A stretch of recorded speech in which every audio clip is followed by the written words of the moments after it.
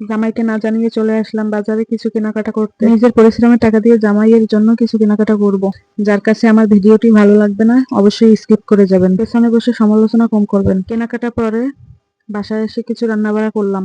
জামাই যেগুলো পছন্দ করে, যে তার পছন্দের খাবার, সেগুলো তৈরি করলাম। রান্নার ফাঁকে ফাঁকে কেক বানানোর কাজও শুরু করলাম। তার মুখে একটু হাসি দেখার জন্য তার পছন্দের খাবারগুলো আমি বানালাম।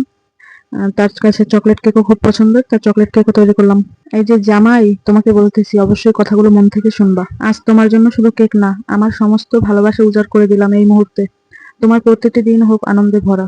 তুমি থেকো আমার পাশে, যেমন এখনো আছো, যেমন আমি চাই সারা জীবন এরকম ভাবেই থাকো। মগজের ভিতরে ভালো করে ঢুকিয়ে নাও, বুঝলা? কেকটা কত সফট হয়েছে মাশাআল্লাহ। এখন হচ্ছে ডেকোরেশনের পালা। তো এখন তুড়ি মারবো, কেকটা ডেকোরেশন অর্ধেক হয়ে যাবে।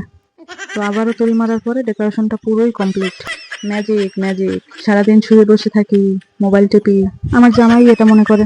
এরপর হচ্ছে এটা আমি ডিপ ফ্রিজে রেখে দিব আমার জামাই আসার আগ পর্যন্ত। তো আমার জামাইয়ের একটা অভ্যাস আছে, ফ্রিজে কিছু থাকুক বা না থাকুক সে ফ্রিজটা খুলবেই। তারপর যখন চলে আসছে তার কিছুক্ষণ পরে আমি আর আমার ছেলে ধরে চোখটা বেঁধে দিলাম। তার আগে বাপ বেটা দুইজনেই বিছনার অবস্থা একাকার করে ফেলছে, বিছনা খাতা সব এক জায়গায় আনছে। এদের অভ্যাসই এমন। ছেলের সাথে সাথে ছেলের বাবাও ছোট হয়ে গেছে।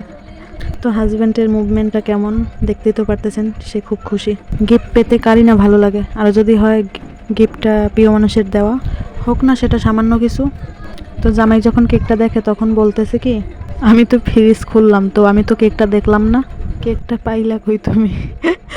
কিন্তু আরে ভাই, তুমি কেন এটা বুঝো না যে আমি তোমার চালাকি ধরে ফেলাই? আমি কখন কি করতে পারো সেটা আমি ঠিকই জানি। এর জন্যই তো ডিপ ফ্রিজে রাখলাম, আর ডিপ ফ্রিজের ডয়ারটা আমি খাটের তলে রাখছিলাম যেন ডয়ারটা চোখে না পড়ে তোমার।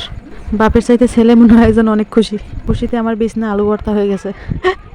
কিন্তু সব কথা শেষ কথা হলো, এই ছোট ছোট বিষয়ে খুব আনন্দ লাগে। যেমন তোমার পাশে থাকলেই মনে হয় আমি ঠিক আছি।